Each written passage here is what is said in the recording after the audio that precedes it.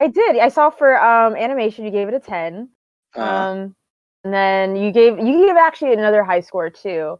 But the story you gave a 6, and that was disrespectful. Like the story is definitely not a 6. Like that's sorry, unless it got at least an 8 or higher. Like you're disrespecting my anime. Yep, yes sir. The anime was glorious. It was funny. It was yes, meaningful. Like it had real moments, and it had like hilarity moments, and it just had like light. It had everything, and you just couldn't appreciate it, and it's a shame. So whatever. Riku, I thought you were a man of culture. What happened here? I really thought he was too, but no, he didn't like it because there are gay men in it. So it's like, wow. Where in my review did I even mention I do not like this because it has gay men? And no, it's just heavily implied. When I asked, I was like, "Hey, is this dude hot?" He was like, That's Wait a minute, Pelvin. Hold on, Pelvin. Can you really expect the guy to answer that question? Like, absolutely. Oh my absolutely. God. Absolutely. Oh my God! Did you remember what I said? You could be a straight. I told you I skimmed your shit. Once I saw 6 out of 10, nothing else fucking mattered. Wow. You're canceled. Post your review in here. I'll read it. I'll reread it. I skimmed it, but I was angry. I was butthurt about it. I was like, whatever. I'm not gonna lie to you. No, you should have lied to me. What the fuck? Like, I want the truth. I want the bold-faced lie. Save my feelings. I don't want to hear this shit. Oh my God, I really do like picking on Riku. Riku's just like he's so lax. Like, this is not fair. He's like a punching bag who smiles, you know, like just through it all. So I'm just like, oh, I guess it's fine. So you know. Oh man, I will have my revenge.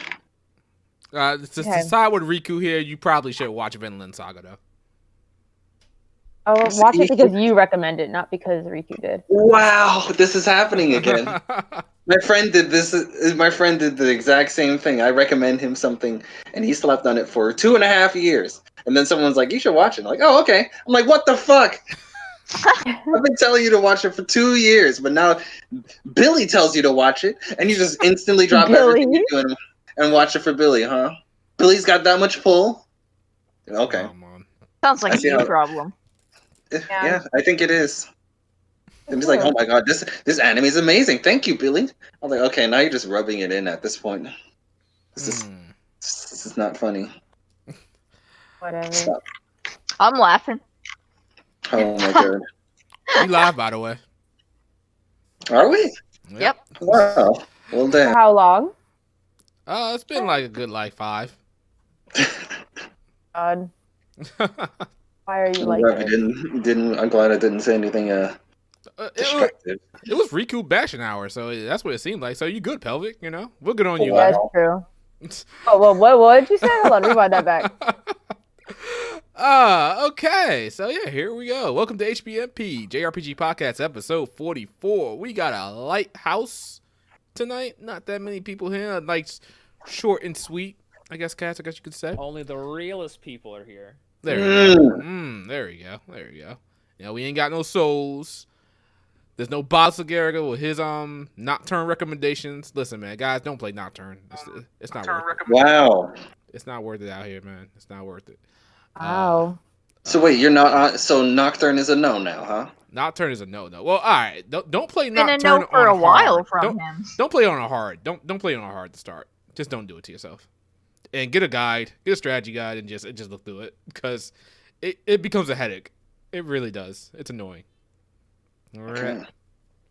All right. So we're gonna start off with these introductions. Blake, man, what you been doing? Well, introduce yourself and tell the people about you. It is that time. What's going on, guys? Your boy doesn't do a whole lot of anything anymore on YouTube, but it's fine. It's fine. It is me, Westtown HD. We are back on the podcast again, as per bi-weekly.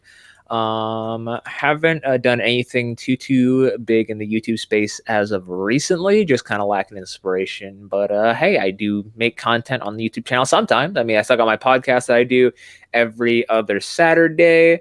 You can go catch it there over on Westtown HD. But besides that, I'm just sitting in my basement running through Persona 5 Royal, and I'm almost done. Okay. Next up, we got the girl Gab. Go ahead. Hey guys, it's Gab. We're back again for another HPMP. You can find me on pretty much everything: Twitter, Instagram, Twitch, YouTube as Gabmio. And yeah, I'm just excited to be back and talk about games. All right, the only one, Riku. Go ahead, man. What's up, everybody? Riku Sun One here, and I'm doing pretty good in this pandemic. I'm over here trying to platinum Final Fantasy IX. I think I'm only missing two. No, I'm missing 3 trophies. Defeat 10,000 people. It's gonna take a while. Obtain Excalibur 2, which I got. That means I have to speedrun the game basically, and then that dreaded jump rope trophy. They want you to do the little jump rope mini game at the beginning of the game and jump rope 1,000 times without missing it once. Yeah. Oof. So we'll see how that turns out. But I've been doing all right.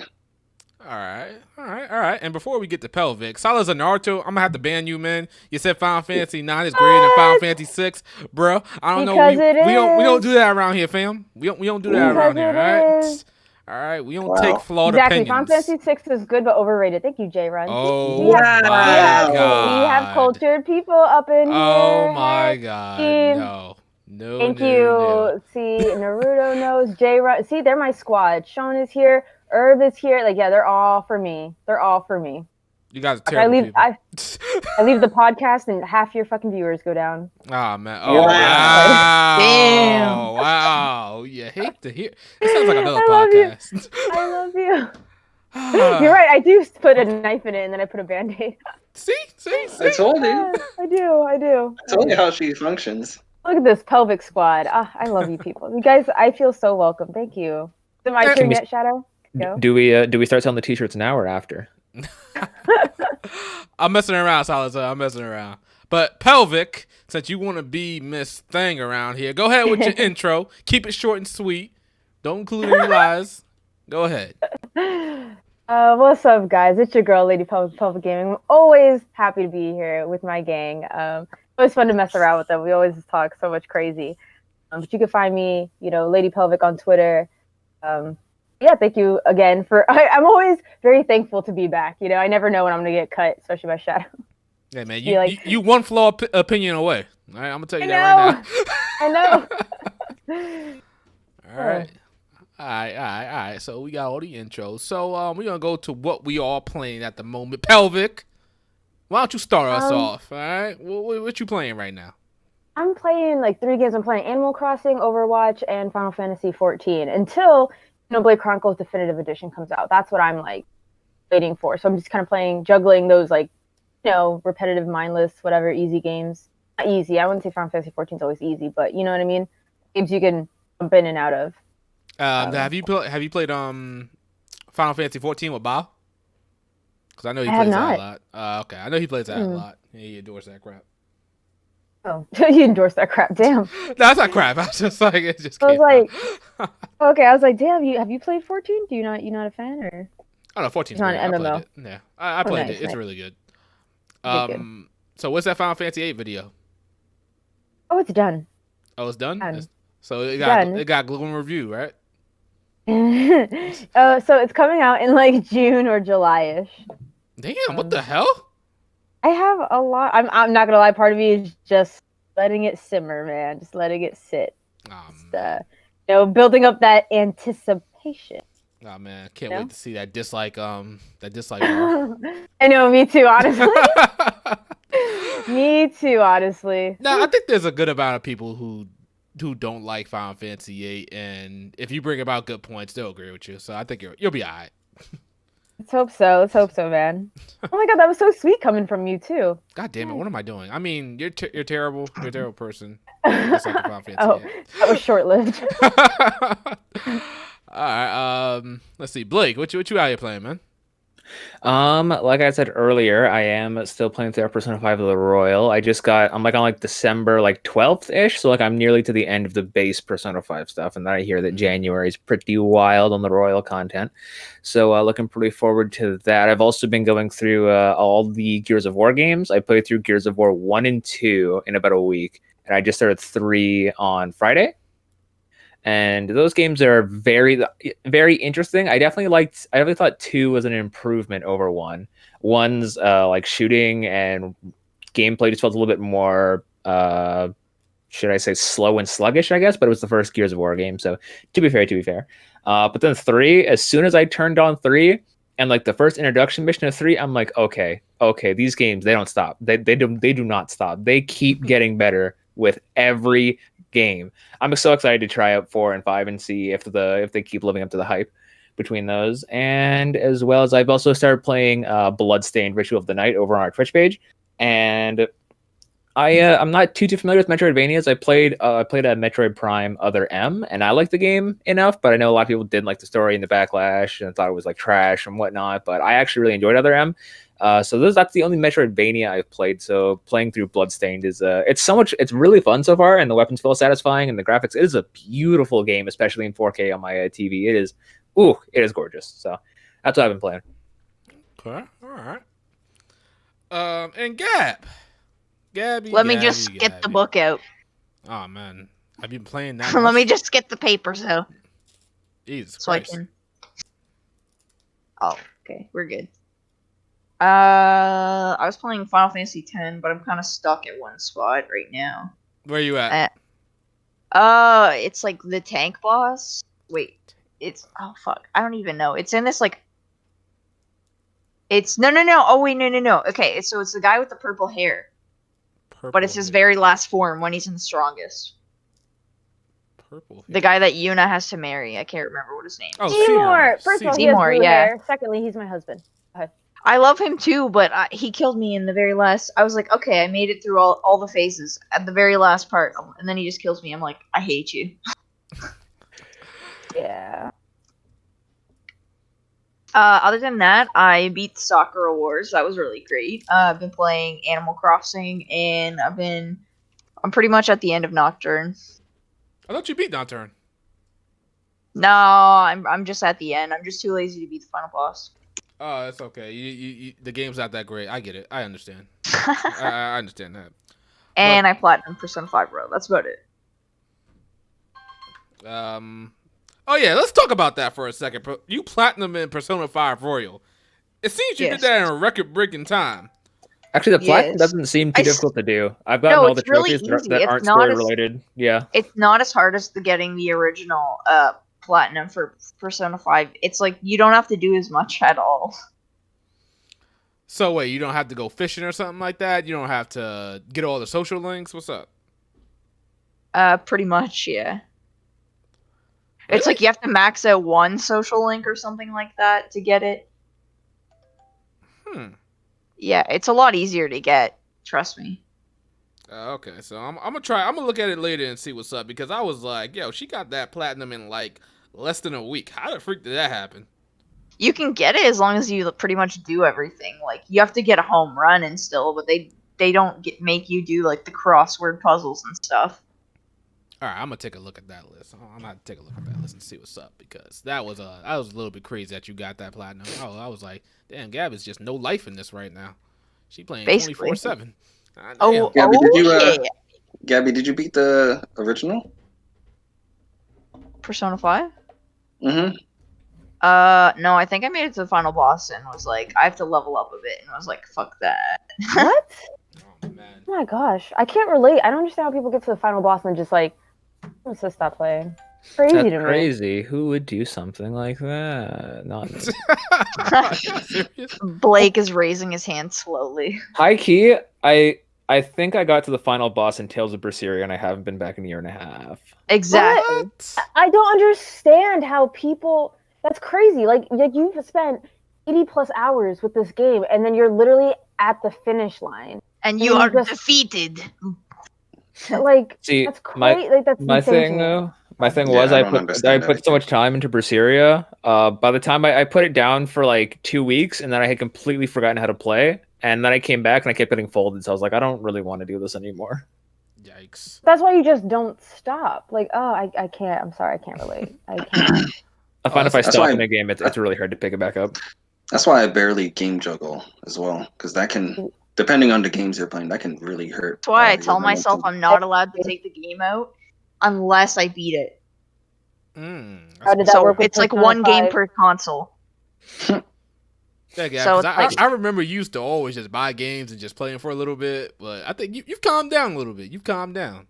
Kudos to you. Yeah. Kudos to you. But people in the chat, what do you guys think? Do you guys be playing a JRPG, an RPG, or any game, then you get up to the last boss, you die a few times, and then you just put the game down forever? Do you guys do that? Because I don't know what that's like. Me and Pebble, we don't know what that's like. And Riku, we don't know what that's like. We can't do that. We don't be doing that.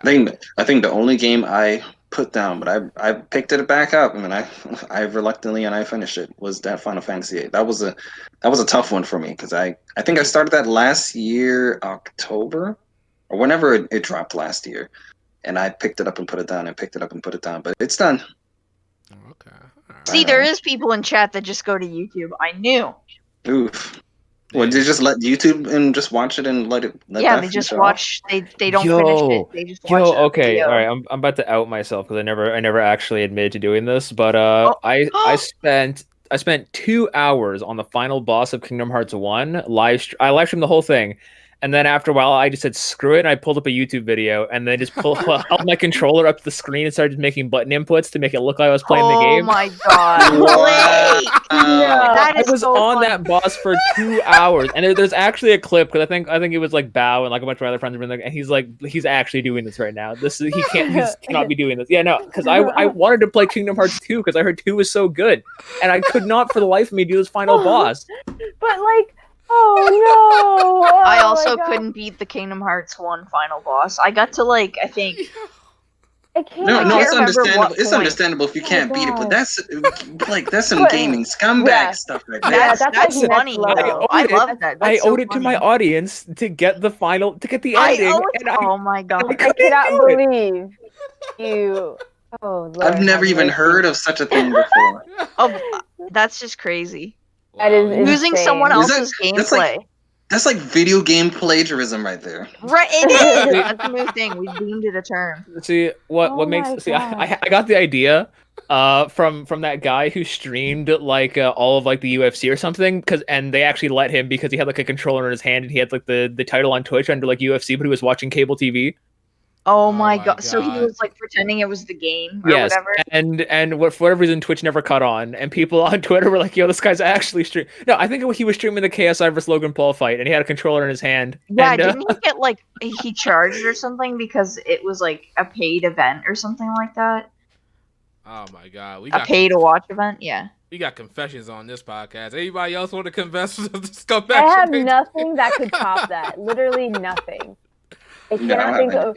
I've never, ever said, like, pulled someone else's gameplay up. It was like, oh, I beat it, or like, look at me pretending to. Oh my god, ever, ever. You know, I will give you points for creativity. No, man, oh man! I'm trying to remember the last on a scumbag level. That is very creative, my friend. Wow, what a backhanded compliment. Just like on a scumbag level, that was pretty good. Oh, like, okay. I mean, like, I'm trying to think of the worst things you could like. Oh wow, that's kind of shitty. Was like, you know, Valkyria Chronicles 1. I saved scummed whatever. Like I saved like every move after that game. I saved. You know what I mean? But I still beat it. I knew someone else's. I didn't look up YouTube. It was all me. You know what? You know, throwing controllers. You know, maybe. But you said you felt dirty about how you ended off 8 the first time you finished it. Yeah, but I finished it. Like I literally restarted. Well, I like, you know, fake restarted. I started at the end of disc 1, but of my save file of disc 1, mind you. No, and I just played it again. So, I still beat it though, and now I beat her for fun. Like now I'm just so OP. I just destroy her on stream every time, and it feels great. Jeez. Oh my god, wow. I'm not gonna lie. There's a slight bit of judgment at you right now. Like a slight, just this. You know, I've just never heard of that. That is so crazy. So, well, I got one more thing to confess. Oh man, I don't think we can handle this. Like, there's only so much scum. So before everyone in the chat is on my profile, hitting subscribe and then unsubscribe. So Xenoblade Chronicles, it's a great game. Oh no, here we go. Oh man, not Xenoblade. You better watch welcome to the confessionals. It's my favorite JRPG of all time. High key, I love Xenoblade. It's what got me into JRPGs. The final boss was a little hard. Oh man, I had a hacked Wii. Oh man. So I maxed my character to level 99 in an instant, and then just cheesed the final boss. Oh my god. You... I mean, technically, that's what Pelvic did. No. I mean, yeah, he went back and finished the game, but like, it didn't. No, with Xenoblade Chronicles, right? We're talking about the first one, yeah? Xenoblade Chronicles. Yeah. Chronicles. That no. I actually did lose my first time, but I leveled up correctly. I didn't have a hacked Wii. I played it on my Wii U actually. That wasn't hacked either. But I leveled up and then I beat him correctly. With honor, that kind of thing. Now I'm talking about Final Fantasy VIII. What you did with Final Fantasy VIII? You kind of turned on like. Did you turn on like some type of like 99 thing and you just beat the game or something like that? Then you went. That was the first time I used. There's an invincible cheat. So anytime you take damage, as long as you can handle the damage, your hit points will go to 0. It automatically like restores your entire party's HP. It was the only way I could beat her. Oh, okay. So, but you actually went back and played the game again. All right. Yes. I beat her appropriately. Yes. But goddamn, Blake. Like, oh man. Hey, listen, I plan to redeem myself fully with Definitive Edition, okay? There will be no Ocarina cheats. You better live stream this content because otherwise I don't know, like, can we trust his live stream now? Because he did it on live stream before. Oh my gosh. I knew I shouldn't have confessed this in front of 60. We have 64 fucking viewers. Hey everyone, if you want honest content, follow West Town HQ. Hey, listen.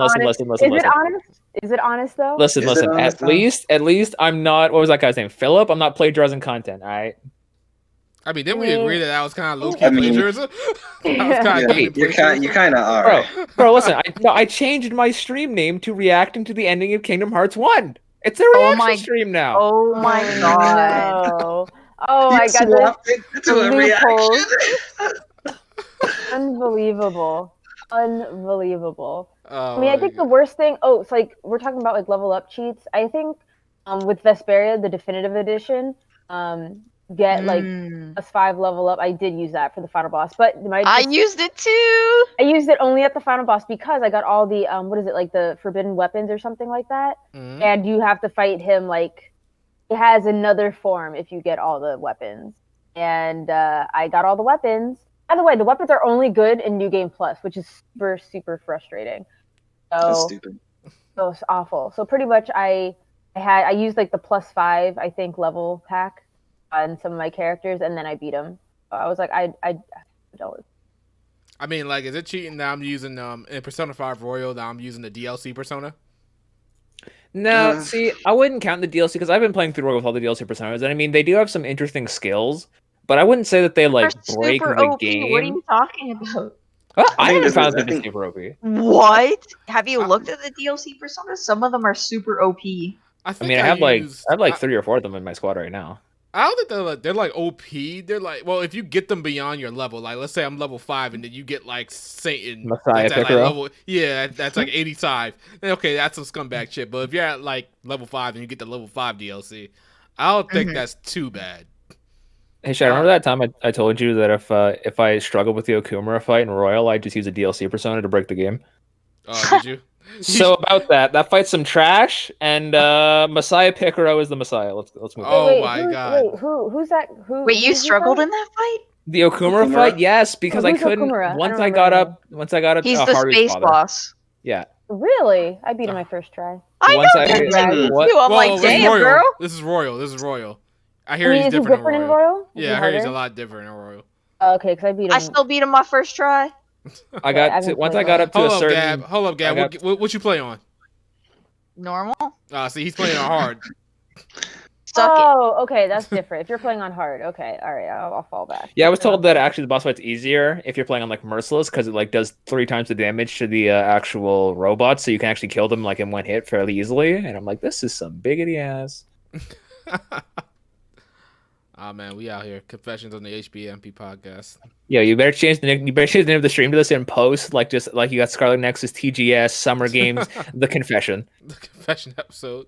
Riku, I don't think we got to what you're playing, did we? Or did we not? Yeah, well, I said it during my introduction. You know, that Final Fantasy 9. Yeah. Okay. Oh yeah, how you enjoying Final Fantasy 9? Tell the truth. You can tell the truth. You can tell the truth. Don't mind velvet. You know, tell it like it is. I keep it honest. Okay. I genuinely love Final Fantasy 9. Okay. Like, but when I finished it, I was like, I don't know if I could use the word love. And then literally a day later, I'm like, yeah, I could use the word love for this game. It's like I said, it's in my top 3 favorite Final Fantasies. It's a very great game. I need to re-look over my top 5 or my top, at least my top 10 favorite JRPGs of all time, because it's somewhere in there. What? That's for sure.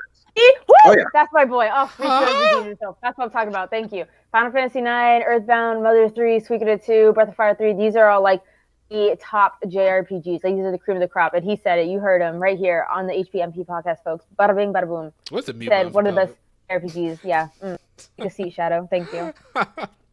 And it felt good. So, that was good. Thank you. It's like you were waiting to put all that out. Yeah, I'm just gonna. So what are your top 3 Final Fantasies? Just to my top 3 in no order right now, because I think I need to solidify the order. But the top 3 for me, this isn't best. This is just my favorite now. 9, 4, and 6. Okay. All right. What is 9 better than 6? There's a wrong answer to this. Oh, no, we were using the word favorite. He used the word favorite. No, I changed the question back on him. Is 9 better than 6?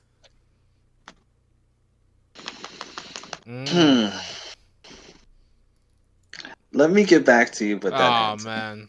Let me, like I said, there's a lot of thinking I need to do when it comes to 9 lately. Because I recently finished all of the like post-game stuff, like fighting Ozma and all of the extra shit. So I think I'm still in the honeymoon phase. This was a really easy question, Riku. You disappointed. Not, back when you asked me the last time we had the podcast, I probably would have been like, yeah, I would say 6. But now after all of this post game stuff, running around, running through waters with chocobos and flying in the sky with them, and all of this other extra stuff they had going on, I need to rethink my opinion on it. All right, I'm gonna need an answer by the next podcast. All right. Alrighty. Maybe by the end of the podcast when I think about it. Wow. All right, so that's all. Well, I guess I'm not really playing much. I ain't gonna lie to you guys. I haven't been playing that. I haven't committed to anything. I low key committed to playing Persona 5 Royal, but I don't know how long that's gonna last. And I low key want to get back to Final Fantasy 9, but I'm not sure if that's gonna happen. Well, this is what I'm talking about. This is what I'm talking about. I cannot understand for the life of me you people play a game so many hours into it and then just like you're on what, like disc 3 of Final Fantasy 9? Hey man, listen. Final Fantasy 7 Remake came in, and now it was a wrap since then. Came in like a wrecking ball. I know. So I saw someone in the but even Persona 5 Royal, you were so excited. You literally cannot be quiet about that game. It's like, well, it's your wife game, and you're like, I don't know if I'm a fan. You got a point. You got a point there. You got a point. But I kind of felt after Final Fantasy 7 Remake, I kind of fell off, but I should be getting back to it. Unbelievable. I see someone in the comment section says that their top 3 is 9, 7, and 7 Remake. Would you guys, if someone said, if someone asked you your favorite Final Fantasy, and they said Final Fantasy 7 Remake, is that an answer that you can actually accept? I mean, does it? That's like someone saying. That's like someone coming like, "Yo, what's your favorite Final Fantasy?" Oh, it's Dirge of Cerberus. I'm not saying. I'm not saying. I'm not saying in regards to quality. I'm saying in regards to this game. Can you even consider this like a JRPG? I don't see why not. Why can't you consider Final Fantasy 7 Remake a JRPG? Or are you talking about Dirge of Cerberus? True. Well, maybe when I say favorite Final Fantasy, I'm only thinking of like the numbered ones. Oh, okay. And I guess that kind of threw me for a loop. He had 7 and then 7R. But I'll say two different answers. Yeah, if somebody says they put 7R instead of just 7 on their list, I would question that. I would be like, how many games have you played? How many Final Fantasy have you played? Probably That's interesting to me.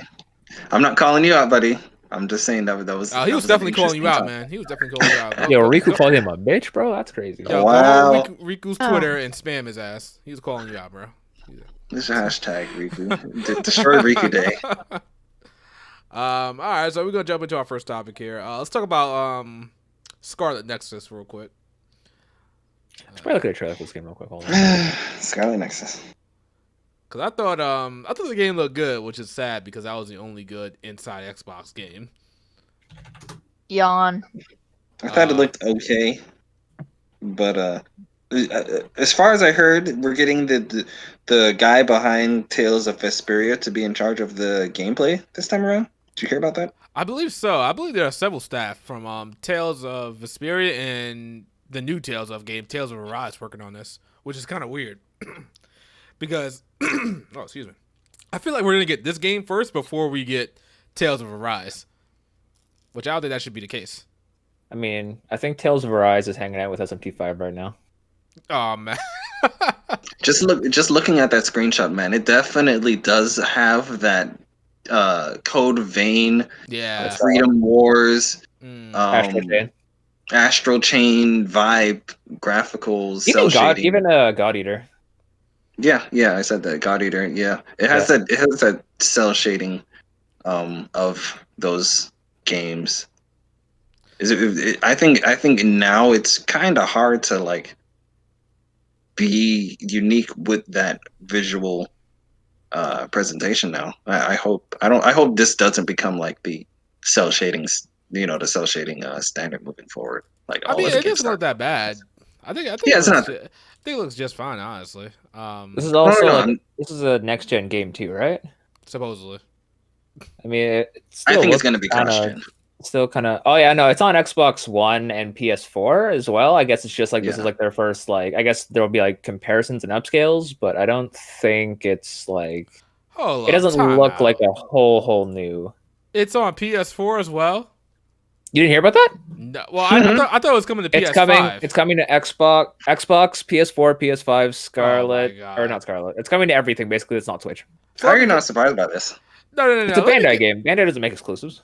That's true. But like, how does Xbox promote this game like, oh, it's the next gen RPG or some shit like that when it's on current gen consoles as of right now? That don't make no sense.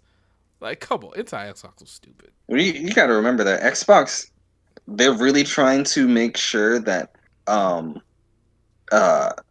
any game majority of the games that are coming up for Xbox Series X in the first like year are also playable on the Xbox One. So even though this was an inside Xbox where you would expect majority of the things to be for the Series X, it's also for the Xbox One. So it's like, my God. You know how they're doing their whole smart delivery narrative that they're pushing. So So are there going to be any games that's exclusive to that one next gen console that you can only play it on that? What, the Series X? Yeah. Maybe someone in the comment section can let us know if there was a game that they showed off during that stream that was the case. But as far as I know, that is a no. Oh, you mean this stream? Yeah, as far as this inside Xbox, I don't think they showed anything. I think they were trying to push smart delivery, which is like cross buy, I guess. Yeah. So like buy it on Xbox One, play it on the Series X or something like that. So a lot of these games are coming to the Xbox One. Yeah, because their mindset. Their mindset is, oh, you have an Xbox One right now, but what if you're one of those people that isn't getting a Series X day one? You can still play all of our games. We're not going to leave you behind. No gamer left behind type of narrative they're trying to pull. So it's like they're trying to make everyone feel happy and good that they're not missing out on. Obviously with the next gen, you get your next gen games. If you want these next gen games, get the next gen console. Apparently that's anti-consumer now, and that's wrong to do. How dare you lock away these next gen games to the next gen console? It's like I just got myself an Xbox One X. Even though it's been out on the market for like what 3 or 4 years. Bro. Think about all the people that looked at Breath of the Wild and said, "Yo, I'm gonna buy a Wii U." Bought a Wii U when Breath of the Wild came out, and then instead of opting for the Switch, and was like, "Yo, what other games are gonna come out for this Wii U?" Yo, we got Box Boy, and that's it.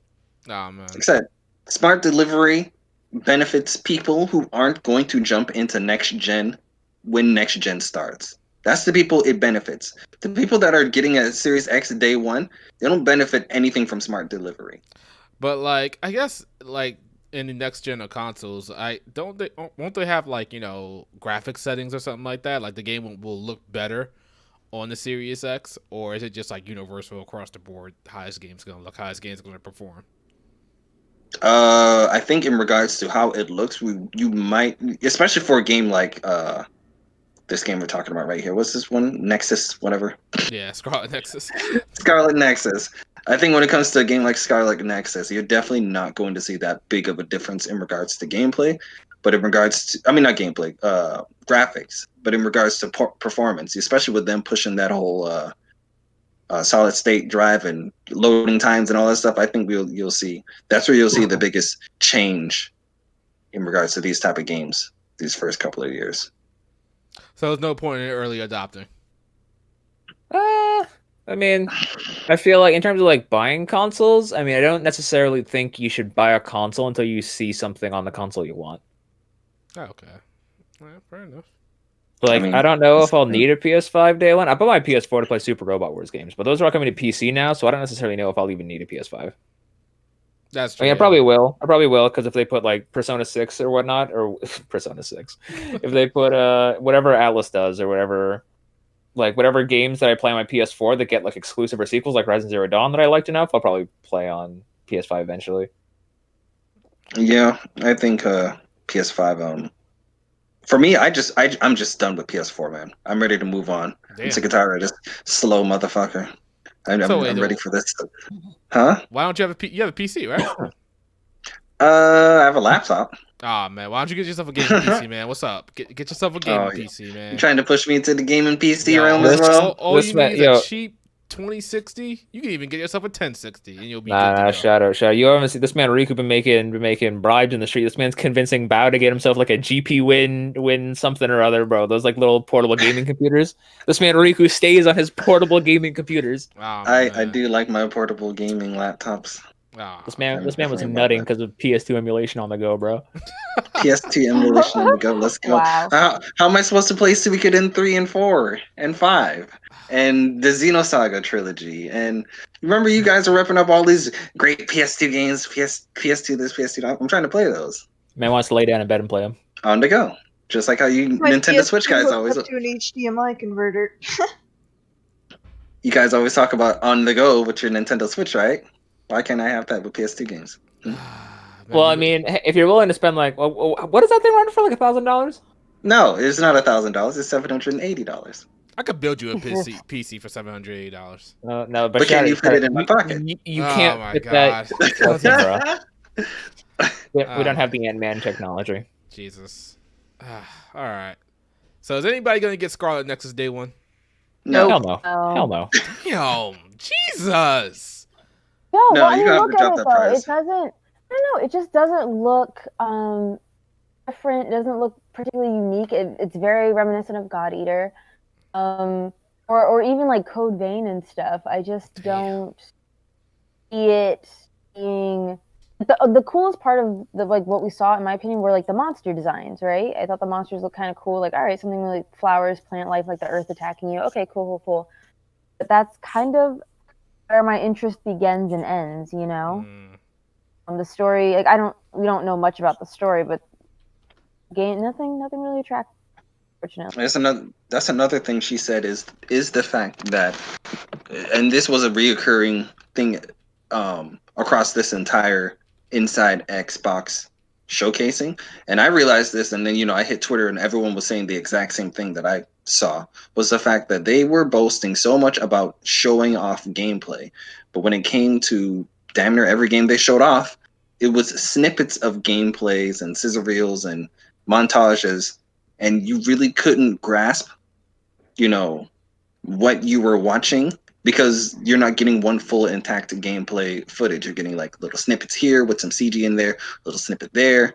So even when it comes to this game, like Lady Public just said, at least I personally could not grasp what I'm in for for what they showed, yeah, it got me a little, interested, but it's not enough for me to say, oh yeah, I want this game day one. Like this looks like something I would get when it's on a PlayStation Plus sale or something. I'm pretty sure, like, I couldn't make out what type of game it was with the gameplay, little snippets of gameplay, but I'm thinking it's gonna be like, just like we say, God Eater, Code Vein. I think it's gonna play close to God Eater, if anything. To me, we're just assuming that now. To me, this game just screams a seasonal Bandai anime game. Oh, damn. He's not wrong. You might be right, yeah. It seems like it's going to be like a God Eater type deal. I don't think if there's any Bandai game that's coming out this year, you know what I'm getting. Blake's going to be there with me. You damn right, Riku. What? You damn right. Wait, what? Tales of Arise. It's not the game we're thinking of. Bro, that's what I'm thinking about. What are you thinking about? Hopefully, if that game comes out this year, yes, I will be there for that game. What game were you talking about? Yeah, what game? Talk to him, Riku. We are getting hyped for that. We are getting hyped for that Mobile Suit Gundam Extreme versus Maxi Boost on. Baby. Let's go. In other words, a weeb game. All right, we got it. What? Excuse you? Excuse you? Or not Replay Shadow. What's the next topic? We can move. Yeah, I know, right? Bro. Oh, man. All right. Let's talk about Last of Us real quick. Oh no. Is anybody in here hyped for The Last of Us? Hyped to see it burn? I mean, oh man. The Last of Us I am still hyped for. But man, the internet is really, really making me feel like I shouldn't be hyped for it. Did you get spoiled? No, I have not gotten spoiled. If the spoilers are real, it's awful. So I've been hearing some really crazy stuff in regards to the spoilers. I got spoiled with Last of Us. Oof. And no, I didn't get. I actually asked, so it wasn't a spoilers. But it felt like it wasn't that big of a deal. Honestly, because when it was like I knew this was gonna happen at some point, so it never bothered me. I was like, damn. Whatever. Now that you say that, my brain is just starting to like come up with all of these things that I thought would happen in The Last of Us Part 1. I'm pretty sure, like, whatever you're thinking is probably it. Man. I'm pretty sure. But I'll say this: how it happens is different. It's different. Fuck, man. Gab, you said you heard about it and you didn't care. Yeah, I read the spoilers and stuff, and I was like, well, if this is real, then the game's gonna be probably awful. I wouldn't put the whole game as awful. What I did hear in regards to the written, apparently you reading it. I think Naughty Dog came out and said, well, you guys don't know all of the build up to the scenes that you're reading, so of course you're gonna think it's bad because you don't know what all of the build up towards it. Apparently that's how they were trying to defend. Like damage control. Said. Yeah, damage control. Yeah, that's the word I was looking for. The writers changed. Like, I think they gave Neil, whatever his name is, more power in this Neil Druckmann? Gave more power and with him to do the story the way he wanted. So he took it in a whole different direction. Man. Yeah. I'm still looking forward to it as a game, but story, I really don't know anymore. Really don't know. We'll see. I've been hearing a lot of. I'm curious. Where do you think the story's gonna go? Me? Yeah. This is just predicting now, people. So I don't know a damn thing. So don't take anything I say with a grain of salt because I don't know anything. But I really do think Joel is gonna get offed. Okay. I think Joel's gonna. I don't know how, but something tells me, like he has so many. He had a lot of death flags on himself at the end of Last of Us Part 1. So it's like, I really don't see my guy surviving another game. Something's gonna happen to him, and they're gonna use this as the giant impactful moment for this specific game.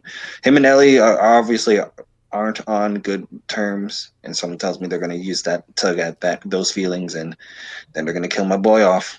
So that's what I'm thinking is going to happen. But let me ask you: do you think Joel was right at the end of Part 1?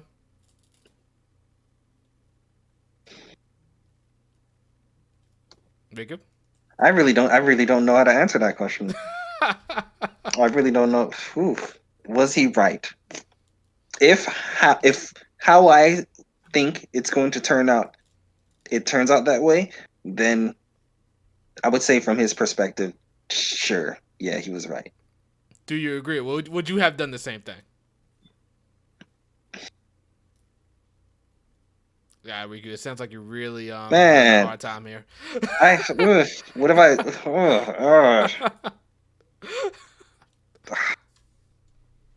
Man, if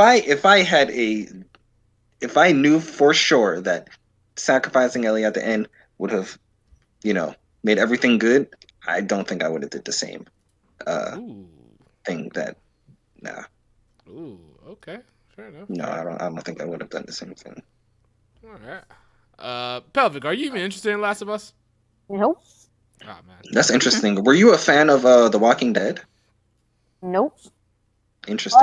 It's horror. It's not horror, but it's horror to me. So. Oh, you know what? I forgot. I completely forgot. You're not about that life. Yep, that's right. Like the thing is, I played the beginning of Last of Us, and I thought it was great. I almost cried, but I kept it together because I'm a big girl. But no, I played the beginning. Like I literally played it up until I got to the clickers, and I was like, and I'm done. Like the moment I saw them, I handed my friend the controller, and I said, "Thank you for the experience." The storytelling was great. I thought the beginning of Last of Us 1 was powerful. That's it. Like I cannot handle the clickers. I can't handle games where you can't fight things. Like horror games, especially. I know it's not horror. It's like it's a survival. Mm-hmm. But like, what about Fatal Frame? Oh hell, she can't handle that. why the fuck? Absolutely not. You have to confront the Are you a bitch? Please. Nope. Nope. Nope. I would piss myself playing that game straight up. Yeah, I would say the level, how the designs on the clickers, I would definitely at least put some level of horror in the genre for this. So I can see why you're not about it, especially since they make later in the game, they definitely make you go through a lot of dark corridors and sewers where these big nasty clickers are shooting grenade blobs of death at you. And it's terrifying. It's terrifying, Pelvic. You should play something a little bit less scary, like Resident Evil 2. Oh yeah, speaking of which, Pelvic, my office still stands. Oh god, I was thinking. I was thinking about that today. I really was. I was like, dang. My offer still stands. I will buy you Bravely Default 2 if you play. What do we say, guys? 2 hours of Resident Evil 2? No, it keeps going up. It was 2 hours. You should have taken it as soon as he had Welcome to my world where people change bets. Okay, but what if that 2 hours she didn't progress at all? Nah, she gotta progress. She gotta at least try to progress. If hey, listen. Here, if Shadow is buying her a whole $60 game, one playthrough is $60. Let's check this out. $60. Bravely Default. How much will it be? Of RE2 is like 6 hours, bro. That's like $10 an hour. Canadian, so it's probably about so $60 USD. $60 US, yeah. That's what I'm just saying, bro. I'd say do like one whole playthrough and then like, hey, you can. Wow. I can't handle. You make me do the whole playthrough. She don't even have to do the whole playthrough. I'm just giving her 2 hours. Spend 2 hours in the game. That's it. You can beat the game in 2 hours. Yeah, No. I cannot beat the game in 2 hours. I'm just telling her to play it for 2 hours so I can see her. Suffer, basically. Oh my gosh, no, that's awful. Oh, look at the chat. Chat's like Silent Hill 2. Absolutely. Silent Hill will mess me up because that's like psychological horror, and that's even worse. Yeah, I like psychological horror more, but I also want to sleep at night, so Come on, oh my god, what is wrong? What is the I cannot wrap my head around why people like horror games. I cannot. See, okay, listen, Pelvic. I hate horror games, but I love the story of Resident Evil games. And you know what? You know what's funny? I can honestly get behind that because I can't tell you the only reason I've watched the horror movies that I have is because I was like curious about the story. Like, oh man, why is this grudge girl missing, her lower jaw, or why does she haunt this house? You know what I mean? Like, the story. I've actively looked for horror movies. like actively search for scary ones, gory see, ones, all Gabby that. Gabby wants to remind herself why she's alive. Basically. No, see, I like the story and because I like mystery. I do like mystery and horror games or horror stories and all that stuff. Like are just bent, just are so mystery heavy. You know what I mean? That's what drew you to that's what drew you to Parasite Eve, right? Have you ever seen Hostel before? No, I think I would like it. I think I would like Hostel. So wait, Rick Hostel's brought up gory, a good point. You didn't mind Parasite Eve? I really like Parasite Eve way more than I ever thought I would. That's like a horror game almost. Okay. But Parasite Eve doesn't have like jump scares. Like, let me tell you, the only thing that made me jump in Parasite Eve was a door closing behind me. Oh. That was it. And it wasn't even like a story door. It was just like, I'm walking out of a room. That's it. So yeah, but like Parasite Eve is gory. Like when you see the first animation of like a rat, pulling back its skin and its jaw unhinging and all that weird stuff, that was cool. That's gore. That's fine. That's not horror. That's not something creeping from underneath you or stuff like that. That's just gore. I can handle bloody, grotesque things. I like that stuff, in fact. What I cannot handle is things chasing me, with things coming out of the shadows, when I turn around and there's something behind me. That does not. Oh my god, that gives me so much anxiety, especially when you can hear it like coming behind you and you turn around and you see it, you're like, ah! Yes, I don't like that feeling. So hold up. That scene where the rat is like peeling its like face away, that you wouldn't use the word horrifying when it comes to that scene? Is it horrifying? Yes, but it's not, I guess it's not the horror. Like I think gore. Like, to me, first thing that comes to my mind is gore. Is it horrifying? Yes. Does it go under the category of horror? Yes. It's just not, I guess that's like light horror to me. I don't know what to tell you. It's not like I like when things jump at me, when things like interactive type of stuff. Yes, that when it's just a cutscene where like, okay, cool. Like Five Nights at Freddy's, I can't handle that because that's pure jump scare. Okay, I'm gonna give you that. I can't handle Five Nights at Freddy's either. I refuse to play that game. I can't do it. The jump scares in that game will terrify the crap out of me. Yeah, if a grown-ass man named Shadow can't handle it, I feel better now. I'm telling you, ain't no shame. I cannot handle that. You gotta pay me like at least. How much? I'll start at like $100. You want to pay me like $100? Whoa! I will definitely try to play. Five Nights at Freddy's. How about this shot? I buy you the game and then you play it. I have the game. I have Five Nights at Freddy's 4. And I can't. What happened? Wait, you don't have 1, 2, 3, or 5? No, because 4 terrifies me the most. I tried to play it to get 4. No, 4 is I can't handle 4. Yeah, exactly. You see what I mean? Listen, bro. Listen. I will pay you $200 to play Five Nights at Freddy's. Oh my gosh! Oh my god! Yo, GoFundMe. Let's go. You're killing me because like part of me is like, oh, do it together, do it, and the other part of me is like, yeah, I can't even get. Why can't you pay me $200 to play Final Fantasy VIII? Like, come on. Why? Because that's easy money. What you mean? No, it's not easy money. Oh my god, it's awful money. Painful money.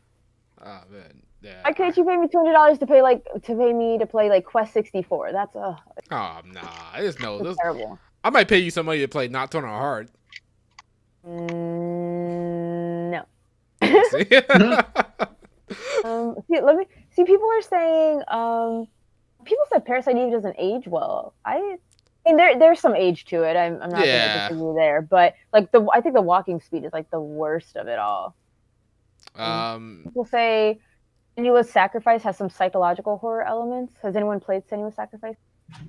Yeah. Senua's Sacrifice. I'm thinking Setsuna or something. Senua's Sacrifice. Yeah. My bad. Yeah, I have played that. Yeah. I think you're thinking I Am Setsuna. That's what I was thinking of. Thank you. But yeah, no. See, I don't know how I got through Hellblade. And you know what's worse? Now that Hellblade 2 is coming out, everyone expects me to play that. So I'm like, there you go. Inside. Unless you get an Xbox, you're not going to be able to play it. Well, isn't it coming to PC as well? Oh, I don't play PC games, so I'm still in the clear. Hey. Ah, man, perfect. I waited until it came to PlayStation 4. I only wanted it because it actually looked really interesting and all that stuff. And I'm not going to lie, Hellblade Senua's Sacrifice 2 looks awesome. Like the opening scene for that or whatever, like the Vikings like chanting. Oh man, I was like, damn, I kind of want this, but I also don't because. Yeah. See, that's what happens. You play one game in the series, you play Resident Evil 4, and then they're like, you should play 5, 2, 3, 6, 7, 8, 1, 0. No, bro. I marathoned like 8 Resident Evil games over October because I played one of them. All right. So Pelvic, you're in the clear for now. All right. If you want Bravely Default 2 for free, just come see not me free. and you know what It's you not gotta free. do. Hey, it's Not 2 free. it's 2 hours of your life. That's all it is. It's 2 hours of your life. I wonder how many years it's gonna shut off in her life. Yeah, that's what it is. That's the problem. Go ahead. All right, so let's move on to our next topic here. We kind of got off of Last of Us there for a second. Let's talk about Final Fantasy VII real quick. It sold 3.5 million copies in 3 days. Jesus Christ. Final Fantasy VII Remake. And those would mostly be digital sales, considering everything's closed. It could be, but they said shipped and sold digitally 3.5 million. Interesting. So do you guys think I think it was Last of Us that delayed themselves indefinitely? Or no, The Last of Us delayed indefinitely, then they got a release date. But they delayed it because of the current pandemic, isn't that right? Mm-hmm. So yeah, that's anyway. So did they pretty much make a mistake? Could they have come out early and they would have been just fine? Or just Final Fantasy VII's got that household name pretty much, and everybody and their mother was going to buy it? Listen. FF7, this game has been anticipated for what, like, how many years has they been anticipated to remake? I almost said 14. I don't think that's accurate. 20, I think. Oof. Yeah, it's been a while. Ever since that tech demo. I think it was in 2005. Yeah. That tech demo this was like one of those like legacy games that's been like talked about for so long. And shout out to everyone that tried to stay blind, and then when they got to like the end of Midgar and the game's like, oh yeah, that's it. Shout out to those people that didn't know that happens. Yo, really? If they didn't know that happened, like, oh, I played the original Final Fantasy, but they honestly thought that this game was gonna be the entire game. Like, you should have realized. Okay. Hold on. So this wasn't gonna be the case. Think about it this way. Like a guy who's in like his 40s or 50s who grew up playing FF7 and doesn't do the internet. He just does his 9 to 5, raises his kids, so on and so forth. He sees this game in the store, is like, oh, I'm gonna pick this up. It says Final Fantasy VII Remake on it. There's no Part 1. There's no Disc 1. There's no Welcome to Midgar. Getting used to it. No, they don't put any of that on the case. So if he boots this up and then he got the 80 hours and he's like, that's pretty good. When does like everything else happen in this game? I think he would have realized it towards like the 70-hour mark. I'm just saying, bro. I'm just saying, boomers are different people. That's true.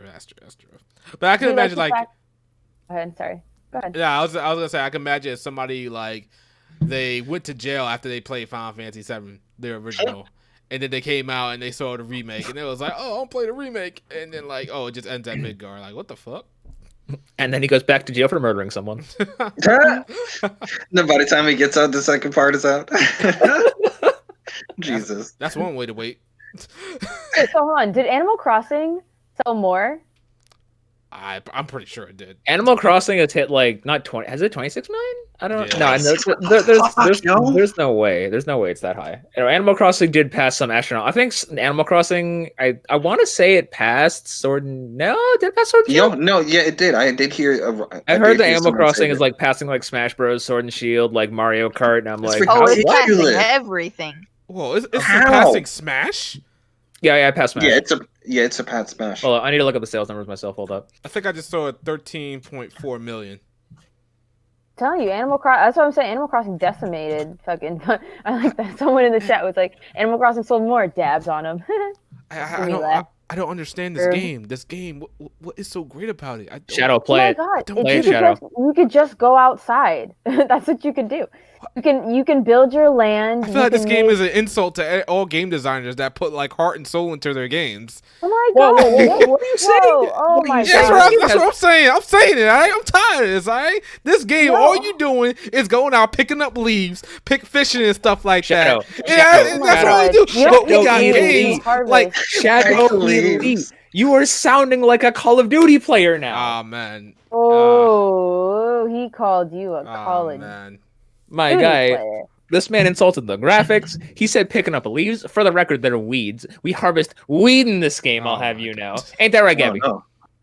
The marijuana. It's so calming. And you can like build your own island and like shape it and design it. It's like an interior designer. Your interior designer just goes off. Imagine Sims, but not trash. Damn. Does it show your playtime? It does. What is your what is you guys' playtime? Yeah, what's your playtime? Mine? I'm your fucking business. 135 135 hours. Hold up, wait, let me Of get running around selling acorns. Doing nothing. Whoa. They are God. turnips, and I'll have you know. I have 22 million bells in my bank account right now, I'll have you know. Oh my god. Oh, I'm at 185 hours. What? The fuck? Wait, you are What are you doing? Did you just leave the game on overnight? Like 3 times? No, I'm terraforming, and I visit my friend's island. What does that even mean? Wait. Pelvic. Didn't you come into the Animal Crossing cycle like mid-April? Yep. I've been playing since it came out on March 20th, and I'm only at 125 hours. How did you get to 185 hours? Explain this terraforming. It sounds like you're creating an alien. No, terraforming is when you're like transforming the world. Like you're digging stuff or building cliffs, so that way you have verticality to your island, so you can build waterfalls, and then you can move houses, and you move like stairs and stuff like that, and like build bridges and inclines, so you can have easier access. And then you're going fishing at like your friend's place. Like I might go to the southern hemisphere, and I get different types of fish, different types of bugs, because they're on the southern hemisphere. So like while I have like springtime there in fall, or summertime there in fall, and yeah, well, I guess it's technically spring. Okay, here's what I'm gonna say to that, right? You put almost 200 hours into this Animal Crossing. That's fine and dandy, right? Good for you. You had a great time. All I'm gonna say is I very hope you keep that same energy when it comes to these Falcon games, baby. That is crazy. You ain't gonna sit here and tell me. You ain't gonna sit here and tell me that Cold Steel isn't better than Animal Crossing. You're not gonna sit here and tell me that. Hold up. I'm not even saying that. I'm not even saying that. You can't say that's like saying, oh, Skyrim is better than Super Mario RPG, or no, better yet, Super Mario 64. They're two different games. They excel in different things. I can't say. Hey, that was the shadow. You are trying to get a boat salesman to sell a plane. No. Like I said, all I'm saying is that this is the young lady that was talking about. Oh, I don't really have time for this and that. She got time for 200 plus hours of That's because I am waiting for Xenoblade Chronicles to release. This is like my relaxing game. This is my chill game. I literally I did not get this game until mid-April, okay? So for I am trying to find things to fill the void just to play, whatever. Like I had no intention. Wait, you can't get it till mid-April? You have 200 hours of void time? I'm downtime until I get Xenoblade Chronicles. That's going to be like my big game. That I'm going to drop 200 hours in Xenoblade Chronicles. I did that in Xenoblade Chronicles 2. I'm sure I did that in the first one. I'm just like, this is like my chill game. Like I'm not reviewing Animal Crossing. Like I'm playing it just for fun. There's no like filming, recording, nothing. Just me and my fun time game. That's all this is. We are going to let you ride. Well, I am going to let you ride. I don't know about Shadow. Shadow seems like he's gonna. Well, I'm gonna say this: if I hear you talk trash about Cold Steel when you play it, what are you gonna do? We're gonna have some problems. I'm gonna have to get you canceled. I'm just flabbergasted by the inconsistency. You ain't gonna say inconsistency. I'm just kidding with you. in Pelvic's defense, I don't know. I can find like long, like massive games. I can find them draining after a while. But with a game like Animal Crossing, where you pick it up and put it down, and you can like pick it up and put it, you can leave your Animal Crossing town for like however long you want and come back to it, and it'll still be there. It may be like overrun, but you're describing a mobile game. Oh my god, this is not except this one's $80. That's a mobile game. That is definitely the same mentality as a mobile game.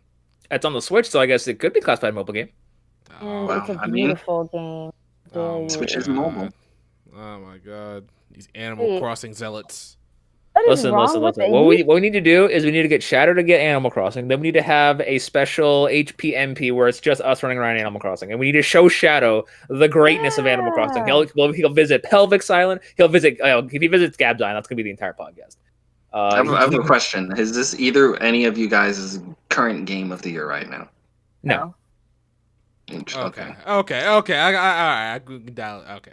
I'm good. I'm good now. I'm good. Because if you say it was your game of the year, I was gonna have a problem. But we good. We good. No, we good, no. My game of the year is coming out on June 26th. That better not be freaking. Boys. Oh my Let's God. fucking go.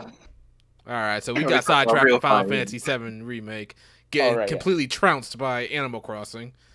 A game that they put their heart and soul into, you know, making these cutscenes, making Tifa, making Aerith and all that stuff. But you know, we cut from the original game. You know, okay, you know. Ooh. Doesn't feel very good, does it, Shadow? But it's still better than Animal Crossing, all right? How about that? Oh my God, it's different. But why didn't it sell more than Animal Crossing? You can't compare them. They're different. They're different. Okay. All right. I'm gonna let it go. I'm gonna let it go. For now. You bring it back up. It's on. All right, go ahead. What's the next topic? Let's see. What's next? Real quick, what's Summer Game Fest? Anybody know what's going on with Summer Game Fest? Is this what's happening instead of E3?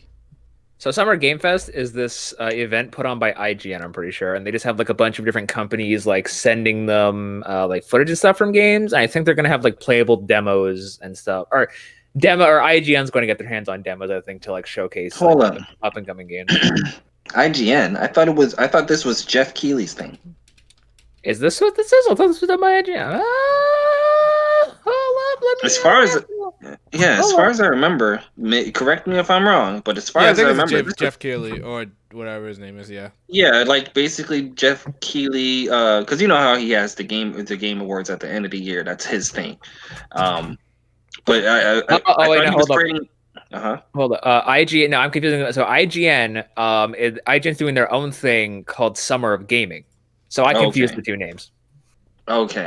That makes more sense. Okay. So this Summer Game Fest thing is Jeff Keighley's. This is Jeff Keighley's thing, yeah. Okay. So yeah, this is Jeff Keighley. Jeff Keighley is basically trying to take the spot of that void that everybody now has because there is no E3. He's trying to create he's trying to create that E3 and get all the people on board. And get a whole bunch. He says he has a lot of people, a lot of companies behind him ready to show some stuff. So, really? So we're gonna get Shin Megami Tensei 5 at this point at this game? I don't think he has that much pull. Apparently, I heard you're gonna need a lot of fucking pull to hear anything from Atlas when it comes to that shit. And I'll be surprised if he does. I'll be fucking surprised, but I doubt it. He said he's got something to show, but I mean, he's gonna start showing off some dumb shit. Hey, listen. We should be thanking Jeff Keighley because thanks to him, we'll be getting EA's yearly press conference that they were doing for E3. Only it's going to be on June 11th this time at 7 o'clock Eastern, where they're going to show us the next future of FIFA. That's going to be great. We love FIFA. It's going to be great. Sports. Do we really love FIFA? Probably not. I love FIFA. Jeez. But yeah, SMT fan, we know it's going to happen. Shin Megami Tensei 5 is going to be there. We know this, okay? Fingers crossed. Do we? Yeah, hey man, don't hype these people up, man. We literally got a better shot at seeing Cold Steel 4 than we do at seeing anything with SMT 5. No, we got a better shot at seeing what Hajime Ari. Yeah, Hajime Ari. Jeez, that's crazy. That's sad, but let's see what happens. Summer Game Fest. I don't believe anything. It's gonna happen all that big. We'll see what Keighley has to offer. Unless we get something like the PS5 or something like that. Oof. If Jeff Keighley has, because here's the thing, you remember where the Xbox was shown off? That was at Jeff Keighley's shit, right? So, and I don't see Sony giving him that. I'll be surprised if Sony gave him that because that would be like Jeff Keighley got both of the two consoles to showcase their next gen console at his shit. He's definitely got the props when it comes to pull if he can pull that off. But I doubt it. I think Sony, especially how tight-lipped they've been about the PlayStation 5, I don't think they're gonna give it to Jeff Keighley to show it off. I'll be surprised if they do. I'll be fine. I'll be surprised. Sony's gonna unveil that themselves on their time in their venue on their day. They're not giving that to anybody. And if they do give it to Jeff Keighley's going to be leftovers of what they've already showcased. Like, they might give him. They be like, yo, you can hold the controller. That's it. Just yeah, don't click the buttons though. It's a show model. It'll explode in your hands. Well, it's not a Samsung product. Calm down. Time out. That sounded weird. It's gonna explode in your hands. Whoa. Let's move on to another because Summer Game Fest seems crazy. Not that great, but Tokyo Game Show seems to have gotten canceled. Motherfuck. But there will be an online show, however. Oh, okay. Tokyo Game Show. And I don't know. Has there been I don't know if you guys remember or you guys even follow Tokyo Game Show like that. Has there been any major announcement that have been seen from Tokyo Game Show? Ever? Yeah. So from what I know, it's like Tokyo Game Show is normally like the show where they give you info on games that have been announced. The last time I remember something that I cared about being announced and showcased at Tokyo Game Show, it was Neo 1. Oh, was it? Okay, that's as far as I remember, Neo 1 was shown off at the Tokyo Game Show, and I was fucking hyped because I was the only person that knew what the fuck a Neo was back when they showcased it. Oh man, Game and Shelf said Tokyo Game Show hasn't been relevant in like 10 years. Oof. Almost like the last Tokyo Game Show I remember being, debatably relevant was 2014. I don't think, because I think it's like Blake said, like you know about the games, you expect to hear more information about them, but no new bangers that you get. No, they haven't done that in a long ass time. Ah man, see, like last year Tokyo Game Show, they showed the same Tales of Arise trailer that we got at E3. They just showed it again. They showed us another version of the Monster Hunter World Iceborne trailer. They also showed off the Final Fantasy IX port to Switch, I think. Oh my goodness. But that had already been announced before. Mortal Kombat as well had been shown. Gungrave Core got another trailer. Fire Emblem Warriors. Fire Emblem Warriors had been. They had shown a new trailer for Fire Emblem Warriors, but that game had been Japan exclusive at the time. So I mean, they don't necessarily put out they might. I don't know if they'd show Dragon Ball FighterZ stuff there because I mean I don't know if that's the venue for it, but I don't know. They don't necessarily throw out a lot of bangers. You're not going to see a Last of Us 2 trailer at the Tokyo Game Show. Okay, are we going to see Shin Megami Tensei 5 at this Tokyo Game Show? No. Okay, no. Okay, hold up. We put money on. You can take bets. I got money. I would say in regards to any game show this year that you would see SMT5 at, I would say your highest chance is at Tokyo Game Show. I feel like that happens all the time. Like, oh, we gotta get something at Tokyo. I feel like that happened in the last 2 years in a row. Like, wait till Tokyo Game Show to see something from Shin Megami Tensei 5. You just don't get nothing. See, I don't know. I don't know if What happened, Pell? Man, I hope Tales of Arise. Oh, Tales of Arise. Yeah, we really do need to see more of that. Have they even announced that this game we are getting this game this year, or did they just say last year they said 2020, but it was just a splash screen of 2020. It wasn't releases in 2020 or more news in 2020. It was just 2020. That is so goddamn big. Yeah, I don't think it's gonna unless we get information by the end of, I almost want to say June. I don't think this game's coming out this year. I think that's a 2021 game because they should have showed a lot more information at this point. At least one more trailer that's substantial, seeing all the characters that we're going to be able to play as. Because they said we're going to be able to play as at least, I think, a full cast of Tales of characters. Oh, so far, we only got 2, maybe 3. They got a 2-second cameo, and that was it. So a full cast of Tales of characters. So that's at least 8, right? I mean, if you think about it like this, I don't know if different companies, and Bandai is their own entity as they are. But with the Xenoblade Chronicles Definitive Edition, they announced it in September. We got one trailer in April, and that trailer had the release date of a month out. I don't know if Bandai would do that, but the Xenoblade was radio silent for 6 months, and then the one trailer they gave us after the announcement was the release trailer, and they were like, "Hey, it's coming out in a month." That is true. You never. Oh yeah, that's true. So you never really know how far a game, because Bandai always seems to. I don't know what the hype cycles were for Vesperia and Berseria, but I feel like Bandai always seems to they always have a surplus of trailers, not weekly trailers, but they like to show off their games. Well, that is true. I can agree with that. It's possible. It's a possibility. Also, high key, in terms of SMT5, I don't know. I have nothing to base this off of. Just in my opinion, I feel like if whenever we do get SMT5 like shown off properly, I feel like it's going to be in like another Nintendo Direct. Yeah, I wouldn't be because it is a Nintendo exclusive. Yeah, I was just about to say that. Even though they, even though it's two different, audiences and demographics, the people on the PlayStation with Persona and the people on Nintendo with Shin Megami Tensei, I wouldn't be surprised if they were waiting for Persona 5R to not be in the front light anymore to move over to showcasing Shin Megami Tensei 5. I mean, but how long has Persona 5 been out? Persona 5 always been out for like how long in Japan? Well, since October in Japan, I want to say. Yeah, so like we still don't got nothing on Shin Megami Tensei 5, and it just came out over here, so it's like. Keep in mind though, maybe before they're waiting it to die down over here.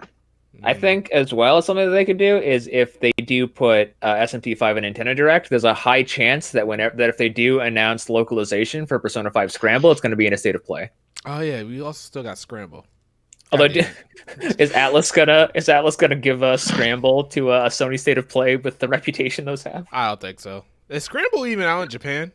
Yeah, it came out in February. Oh, it did. Okay. And fun fact: Scramble is canonically the sequel to Royal. Yep. Oh, it is. It just does not have Kasumi and Crow in it as of yet, but that can easily be fixed with DLC. I think it was going to have DLC. And Musou games always have DLC. But like they usually have DLC before the game comes out. Like they have DLC primed and ready to go. I don't know if they're gonna add it like posting the game. I haven't seen Atlas do that in a long time. See, but it's also in a Mega Force game, and like Musou games typically always have some sort of DLC, but it does seem like a long time to wait because the game's been out for a little bit. Unless they like announce a localization and then announce the first wave of DLC like in that bundle. That'd be crazy. That'd be crazy. I don't think that's gonna happen. I think they would have had it by now. All they got to do is throw Kasumi in that game with some thighs, and people are going to be all of a sudden, yo, I want to play this game though. I'm here for it. All right, so let's move on to our looks like our last topic. Damn, we only been on live for like an hour, but we on our last stuff. All right, so one gotta go. This might be simple for some people in here in the chat. This might be hard for you guys. But let's see. One gotta go, and we don't hate these particular sites. We don't hate them. Speak for yourself. Oh, okay. Maybe we do. Okay. But like we don't bash. We're not gonna bash. Well, I guess we are gonna bash them. But yeah, no hate towards anybody on that site. I guess. I don't know. But yeah, one gotta go. Gaming websites edition. We got on the field GameSpot, IGN, and Kotaku. One gotta go. Which one are we getting rid of? Riku, what do you think needs to go? Damn, why do you come to me first? Okay. Shit. One gotta go. Mm-hmm.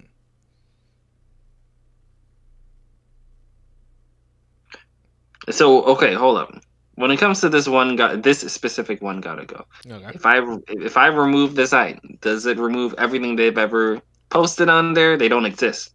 Yeah, they don't exist no more. Yeah, they or are they just getting canceled right now? No more.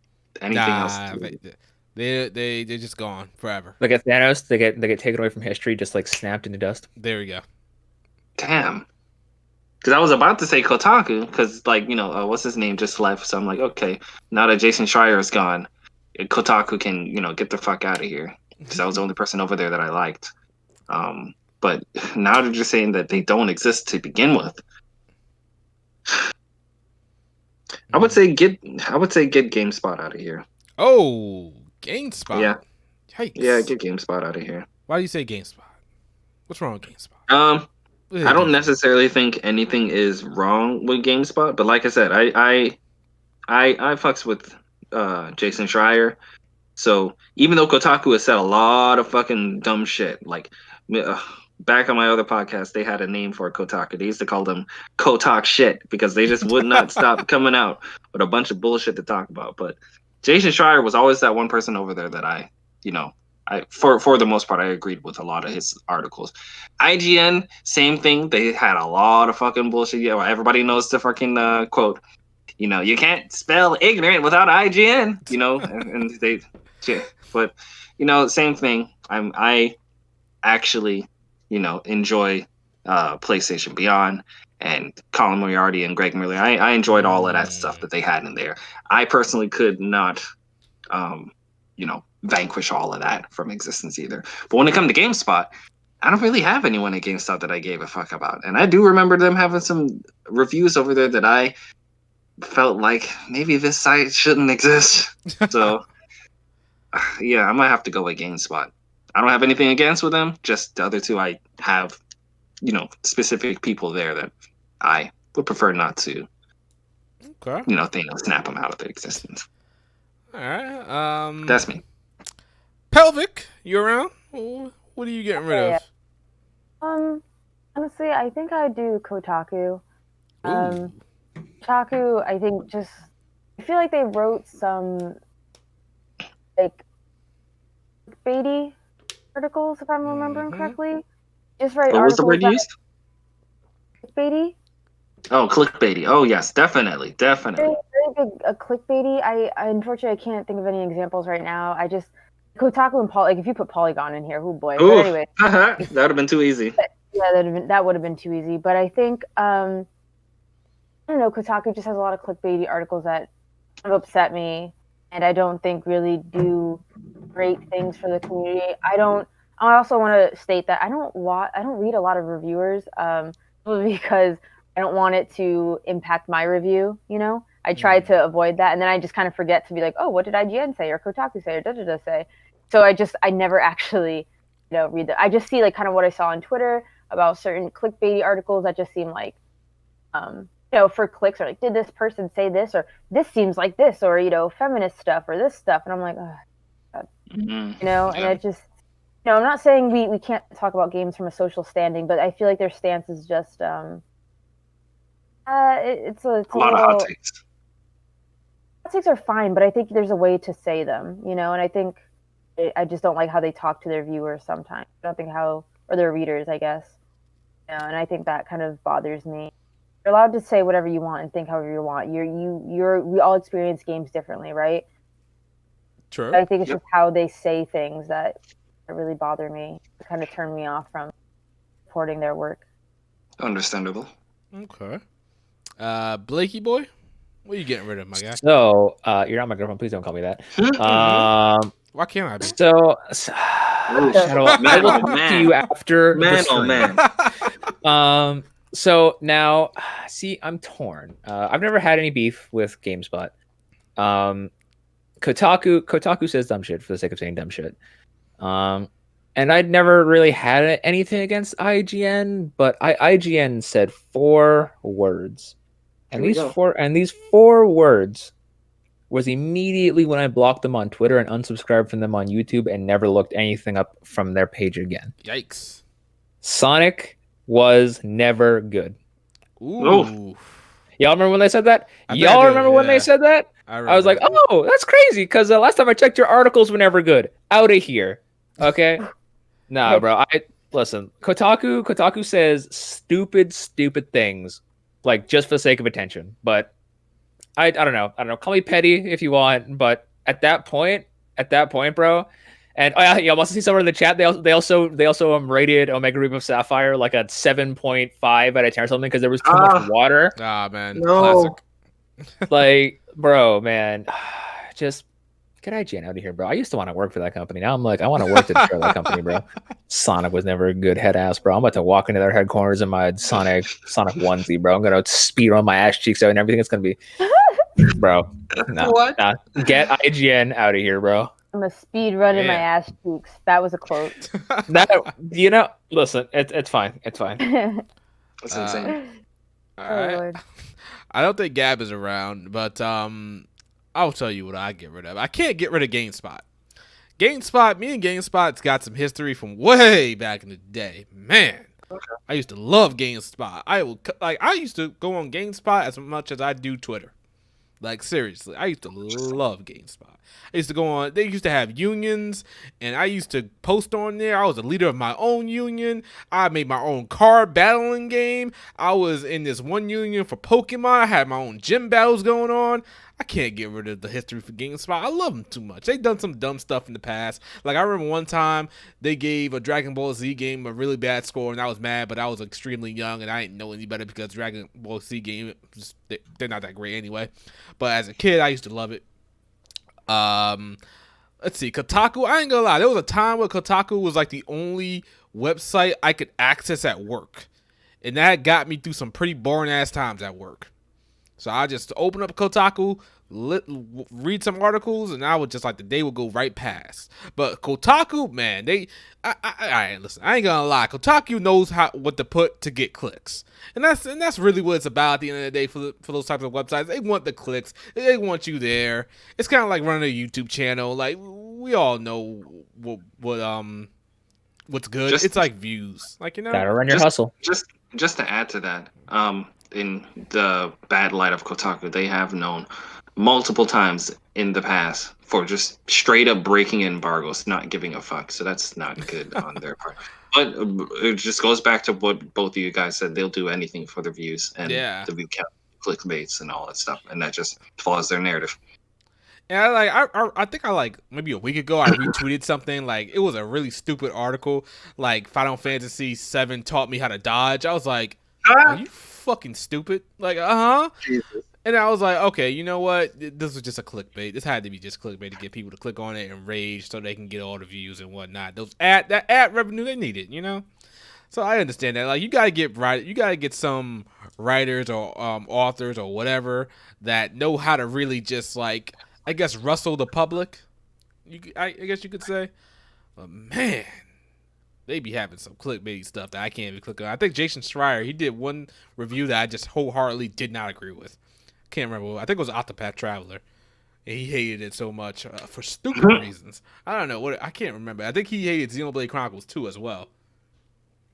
Well, I mean, I heard mixed things about Xenoblade, but he's good in my books. He fucks happy with the Suikoden's. He fucks happy with the trails. He's good in my books. Yeah. You got a super chat, right, by the way. Oh, we did. We got a super chat by Backbone Slug. Quick question, guys. Feelings on Genshin Impact. Oh, this is the Breath of the Wild quote unquote clone? Is it? I think that's it. It is. Yeah. No, you're right. Can we just talk about your super chat? What happened with my super chat? Answering thing.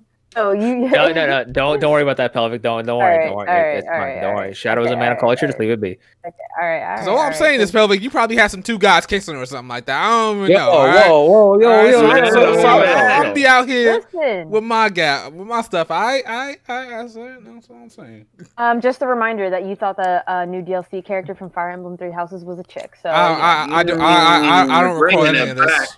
I don't recall any of this. So to the question at hand, Genshin Impact. Now, I love Breath of the Wild. I love JRPGs. I love cell shading. I love good graphics. I blame Shadow for that last one.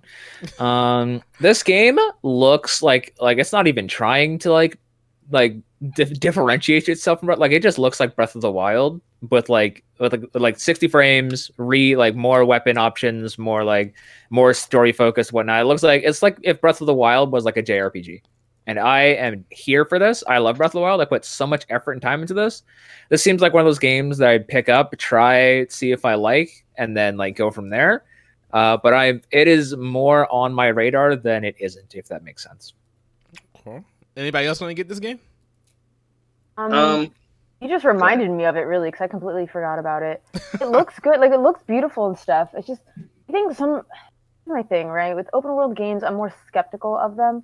Because if there's not a lot of stuff to do, an open world doesn't mean a better game. It just means more time to travel. If there's stuff to do, then cool, whatever. But I think, I don't know, I'm wary. It looks beautiful. The gameplay looks cool. Cell shading, I'm about it. JRPGs, there's just some kind of reluctance with time. And maybe that's just actually a me thing. If you have the time for an open world game, maybe go for it, But we got time for Animal Crossing. We got time to pick up Leeds and Animal Crossing, though. But we ain't got time for stuff that's anime. No, it's different. Look at this. Everyone in the chat, but you have time for Animal Crossing. Wait. Okay, first of all, but it's not an open world. Animal Crossing is an open world game, and it's a game that you can pick up and put down. Okay. So Shadow. Shadow, darling, honey, baby. Mm. Let me ask you something. Talk dirty to me. So, Fate Grand Order. How many hours you put in Fate Grand Order? I ain't gonna lie. If we had talk about it, I swear to God, if we had a timer on that, I think it's above 500.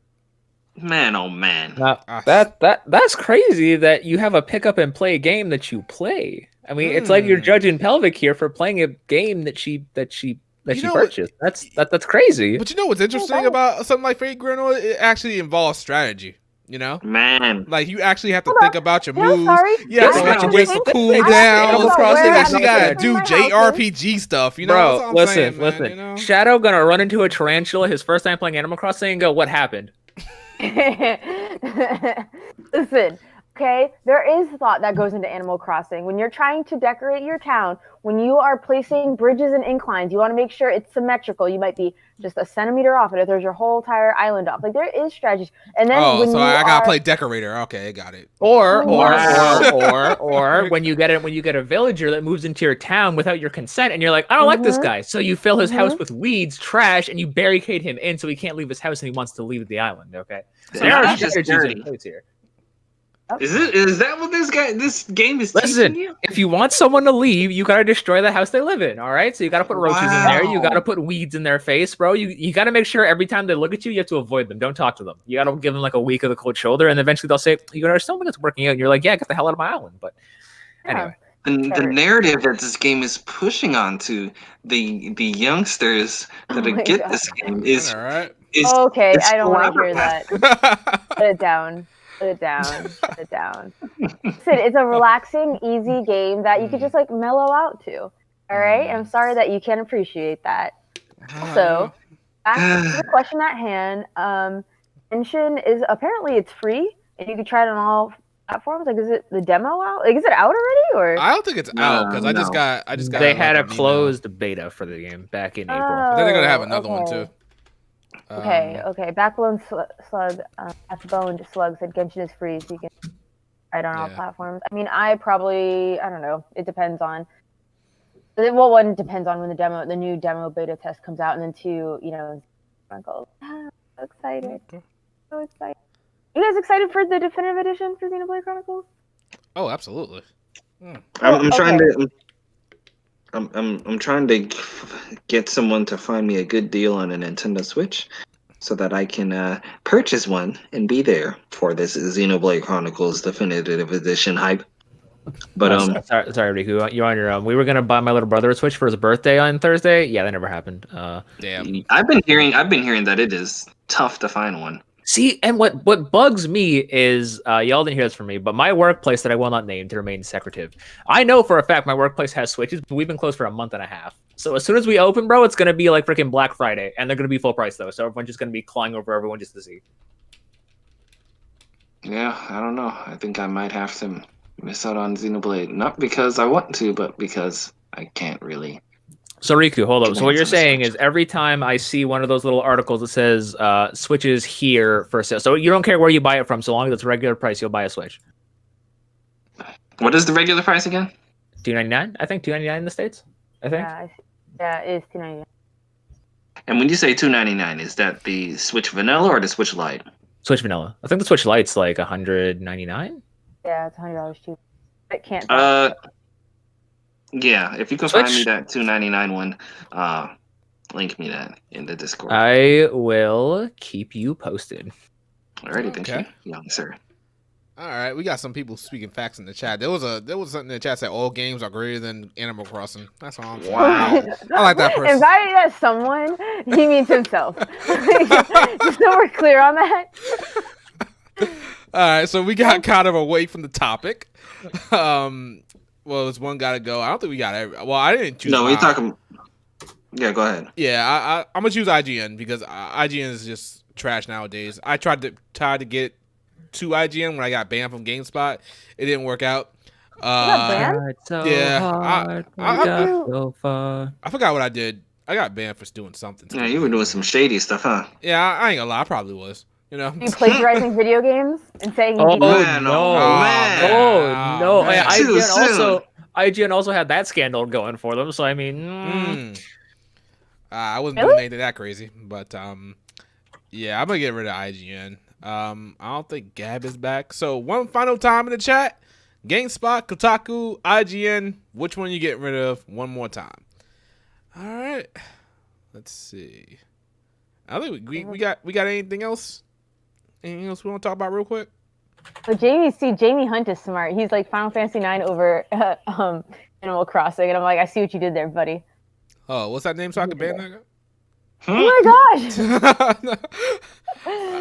Oh wow. Yeah, everyone's saying a lot of Kotaku. Yeah, a lot of Kotakus. Yeah, wow. The hate for Kotaku is strong out here. Well, because they do a lot of clickbaity stuff and just inflammatory stuff, you know. Yeah, like I said, since Jason Schreier has recently left, I was ready to fucking throw them under the bus. That was really the only thing I had for as a debatable redeeming factor. Hold up, Kotaku Bass Atelier Riser? Ah, man, get them out. Nah, I'll change my mind. See, some of the things Kotaku says, I really do wonder if they're saying it just to like get a reaction. Like I think they said something. Wasn't it Kotaku was talking about Code Vein and like that one chick like, oh yeah, this appeals to the male fantasy, and I'm like, shut your ass up, bro. What you mean? That's funny. Damn. Yeah. Atelier Ryza, 0 out of 10. Her hips move way too fucking much when she walks, and I can't focus on the game. I mean, that's true, but that's not, that's no reason to, hate the game, All right, I think that's all our topics. I think we didn't even fill out 2 hours, but that's cool. Not that many topics. We're going to head up to our outros. Go ahead, Blake. All right, it has been that time. A big shout out to everyone who came out, listened, and interacted with us. We're at 81 viewers and 51 likes. My math does not add up very well there, but you all know what time it is anyway. It's been an honor serving on the HPMP podcast as usual. We'll be back in 2 weeks. Wink, wink, nudge, nudge, maybe shadow. And we'll see you guys in the next one. Pelvic? Well, once again, thank you for having me back. We learned a lot about each other today, particularly about Blake. I'm shocked. Listen. Can we just can we unlist this episode? I mean. So anyways, but no, thank you again for having me on as always. And you can find me on Twitter, Pelvic, and check out my YouTube channel. I review JRPGs and some platformers. Like you're going to get some Kirby content after Xenoblade. Xenoblade was coming. Yeah, no, thank you again, Shadow. It's a pleasure. Okay. Riku? Riku-san the only one. Once again, we did a very good episode. Missing on some Gabby. I thought I was going to be the one that was going to have to bail on this episode. Who knows where she's at? Wishing her the best. And, we definitely did learn a lot about people out here in these gaming streets. And the concept of time and what it means to you. And we're just going to let all of that slide because we all are family here. So I'll leave it at that. Okay. All right. And, like we said, Gab is not here. So we're going to head up out of here. You guys know the deal. It's me, Shadow Elite. Subscribe. Well, you should be subscribed. If it ain't that, I think I'm doing an outro to one of our videos. But yeah, that's it. I'm going to go back to playing Persona 5 Royal if I can keep up with it. And we know the usual deal. Animal Crossing is not that great. I don't know how it got so much sales. Anybody who likes it, you probably got problems. You should be playing something else. But that's it. We're going to get up out of here. Deuces. Slander. That's crazy. Ah, man. Love to see it. How do I turn the stream off? Jesus. I still talk about how great Animal Crossing is.